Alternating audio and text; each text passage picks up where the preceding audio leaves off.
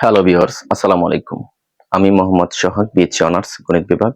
So আজকে যে টপিকটি নিয়ে আমি আলোচনা করব সেটা হচ্ছে সেট অফ ফাংশনের সেটের প্রকারগুলো নিয়ে। সো সেটের প্রকারগুলো সম্পর্কে তোমরা সবাই অবগত।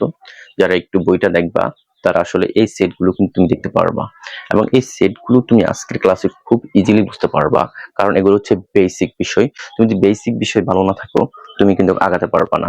সো আমরা অসীম সেট যদি দেখি, অসীম সেট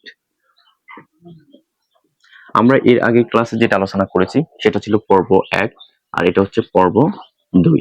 মনে রাখবার ধারাবাহিকভাবে আমরা ক্লাসগুলো দিয়ে থাকবো। সো এখানে অসীম যে সেটটা সেটা কি, ধরো আমরা সেটকে প্রকাশ করেছি নেক্সট ক্লাসে বড় হাতের A, বড় হাতের B, বড় হাতের C দিয়ে। সো এরকম একটা সেট প্রকাশ করি অসীম সেটটা। দেখো আমরা একটু সংজ্ঞা দিয়ে দিই। দেখো অসীম সেট কাকে বলে?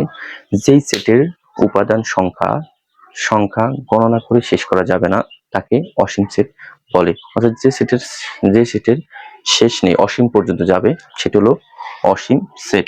তো দেখো 1 2 3 4 5 ডট ডট মানে কি অসংখ্য সেট, অসংখ্য উপাদান বিদ্যমান এটার ভিতরে। এটা হচ্ছে অসীম মানে অনেক বড়। তো সসীম সেট কি? যে সেটের শেষ আছে তাকে সসীম সেট বলে। আমরা সসীম সেটটাকে তোমাকে বুঝিয়ে দেই, সসীম সেট। সো তাও আমরা দিলাম এই ইকুয়াল টু, মনে করো 2 3 5 7।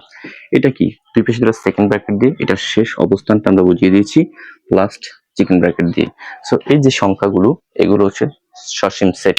যে সেটের উপাদান সংখ্যা গণনা করে শেষ করা যায় তাকে সসীম সেট বলে। আর অসীম সেটটা হচ্ছে যে সেটের উপাদান সংখ্যা গণনা করে শেষ করা যায় না তাকে বলা হয় অসীম সেট। সো এই দুইটা জিনিস কি তুমি ক্লিয়ার বন্ধু?